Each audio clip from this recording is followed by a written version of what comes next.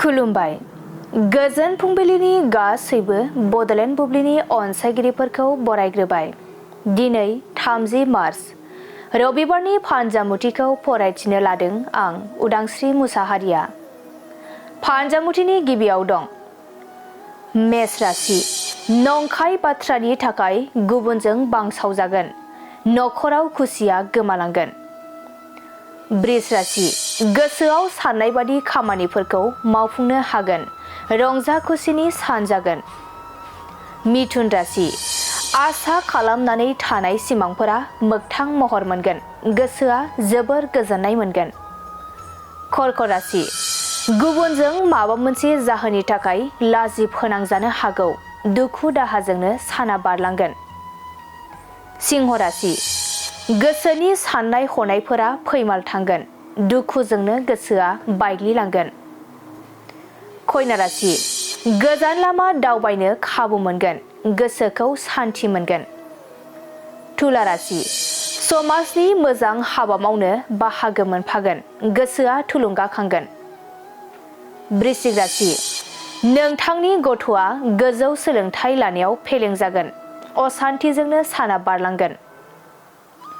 धनु राशि नोंथांनि मावनांगौ बिबाना बांनायनिफ्राय बांलांगोन, दसे समबो जिरायथेरनो मोननाय नङा। मकर राशि गोनांथार खामानि मावनो थाखाय गोबां गोहो बोलोनि गोनांथि जागोन, गुबुननि हेफाजाब लानांगोन। कुम्भ राशि गावनि गोसोनि खोथाखौ बुंथिना लानो हानाय नङा, गोसोखौ उसुखुथु मोनगोन। मीन राशि समाजाव नोंथाङा बयजोंबो मान होजागोन, गुबुननि मोजां हाबा मावनानै होनो हागोन।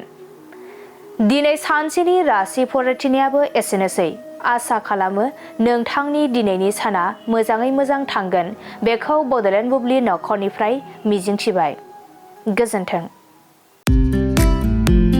मोनसे फोसावथाय दतमा इउएन एकाडेमि फरायसालिया लानानै फैदों बेसेन नाङै मुं थिसननाय। दतमा इउएन एकाडेमि फरायसालिया केजि 1 निफ्राय थाखो 8 सिमनि थाखाय बेसेन नाङै मुं थिसननाय लानानै फैदों।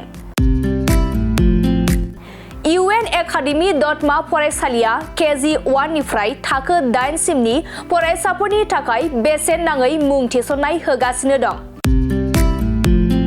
बिथराय आरो फाइलिनि थाखाय फर्म बिलाइनाय आरो मुं थिसननाया सोलिगासिनो दं। बे बेसेन नाङै मुं थिसननाया मार्च दाननि 31 अक्ट'आव जोबथा सान आरो हिनजावसा आरो हौवासाफोरनि थाखाय हस्टेलनि फेसिलिटिसबो दं। नोंथाङाबो नोंथांनि गथ'खौ दतमा इउएन एकाडेमि फरायसालियाव बेसेन होआजासे मुं थिसननो सानदोंब्ला 31 मार्चनि सिगां मुं थिसननो हागोन। नोंथाङा आबुङै मिथिनो थाखाय 7002660387 नङाब्ला 9365913183 नैबे जानबुं नम्बराव कल खालामना खौरां लाहरनो हागोन।